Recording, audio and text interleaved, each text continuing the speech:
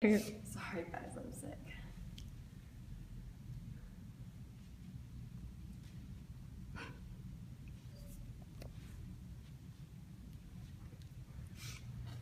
What do all but 3 presidents since 1825 have in common?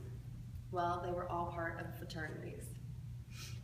Today I will tell you why Greek life isn't as bad as the media portrays.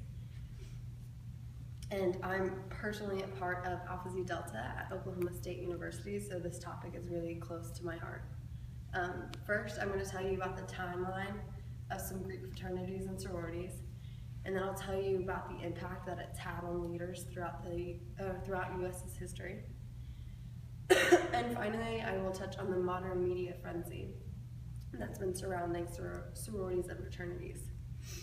First, let's start with the history of Greek life.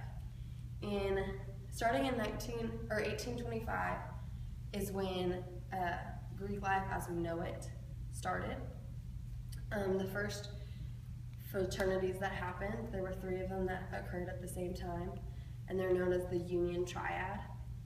The first of those fraternities was Kappa Alpha Society in November of 1825 is when they started, and it was the first Greek letter fraternity that was restricted to only collegiate members and not older members. It took after Phi Beta Kappa, which was the Greek fraternity at that time. That was for literary purposes only, and it does the same thing as Pi Beta Kappa, but it also added a more elaborate ritual.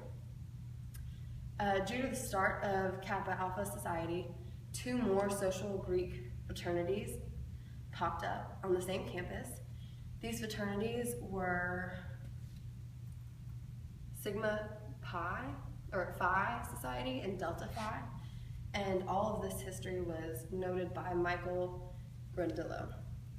And then according to gogreek.okstate.edu, my campus currently boasts 13 National Panhellenic Conference sororities and 22 North American Infraternal Conference fraternities on my campus. At Oklahoma State, we really boast a tight-knit group, and so we're constantly growing, and this past year we actually recolonized my sorority, the Epsilon chapter of Alpha Xi Delta. And now we're going to go on to talk about how Greek life has influenced its participants. There are many notable members of fraternities and sororities that exhibit the qualities that Greek life boasts. They boast leadership, philanthropy, sisterhood and brotherhood, and academics, as well as many other morals and values.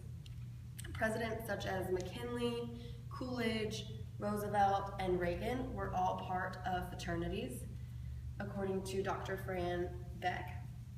My sorority, Alpha Xi Delta, also boasts its own notable members, such as Jen Sheft, who was the Bachelorette, and Betsy Johnson, the fashion designer.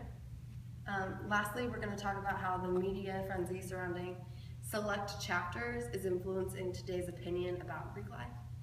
Just as recently as this past May, many media outlets have been swarming onto the bad things that Greek life produces. Peter Cato noted that the OU chapter of Sigma Alpha Epsilon were using an old chant from their fraternity that used the N-word. Immediately news surfaced about this video, and everybody was swarming, and the national headquarters for SAE closed that chapter, and the 2 boys leading the chant were expelled by the university. All this negative attention is documenting a small portion of Greek life throughout the United States. It's not really covering all of Greek life. Fraternities and sororities all over the United States are behind great leaders. They're the reason that millions of dollars are being raised for these specific philanthropies, and they're the supporters of their own community. We stand behind each other and each other's causes as well. Yes, there are a few bad eggs in the bunch, such as SAE at OU, but the majority of Greek brothers and sisters are very positive, and they're just like any other college student. They just simply have a group of people that they can call home on their campus. In conclusion, I talked to you about a brief history of fraternity and sororities. I talked to you about notable members and what they stood for. And finally, I talked to you about the current media frenzy that's highlighting the bad parts of Greek life. I urge you to look at the community as a whole and not get rid of Greek life altogether, because that would ruin the good that they're doing for millions of people. Thank you for listening. And Shabbat.